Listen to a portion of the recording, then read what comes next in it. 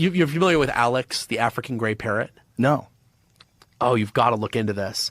I mean, maybe you could even get one of his trainers on the show. So Alex, the African gray parrots are probably the smartest bird. Definitely one of the smartest animals. Right up there with crows or ravens? Smarter. They're Really? very, very smart. They can talk. They can reason. Alex the parrot was... So Alex the parrot was a uniquely smart African gray parrot.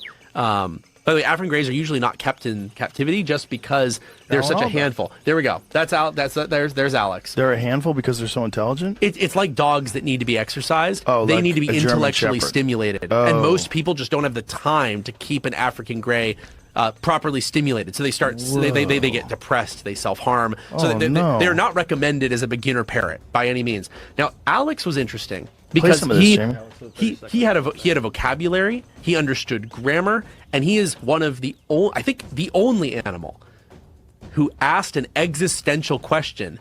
I'm gonna burn in hell. And he actually did it right before he died. If I remember correctly, like he wasn't just saying, give me food. He could say like, tomorrow I want this food. He could be, but the existential question he asked was, what's happening and where am I going? Which is, and he had never asked those questions before. They were brand new, formulated questions that he asked very shortly before he passed. And so there's a lot of, now here's the other cool part. He's got a bird brain. He has a tiny little brain, and yet it has all that capacity. You've probably heard of people who have lost huge chunks of their brain and they reprogram and they seem to get by. Mm-hmm.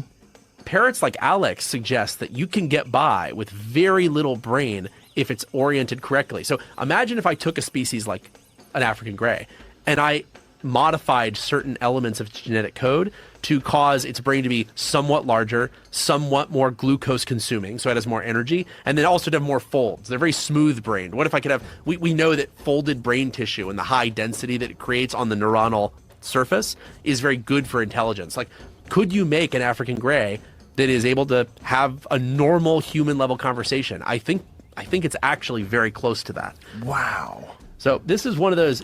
How many? Come on, can you tell me how many? 2. Very good.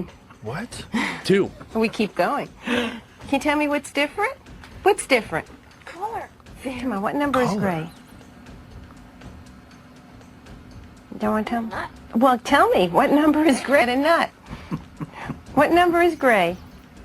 4. Very good. Holy good boy. shit, man. Right.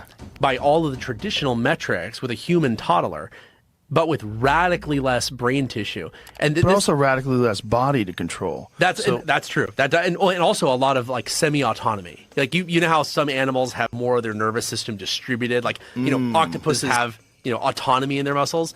It's actually similar for a lot of animals.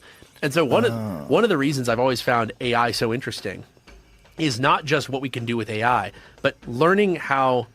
Like building a thinking system from scratch, I'm thinking will help us understand how other systems think. Like there's never been an economic motive to really understand how the brain fundamentally works. Like people, I know there's people who are listening who probably think that's crazy. They say, Palmer, people want to cure brain cancer. They want to help with Alzheimer's.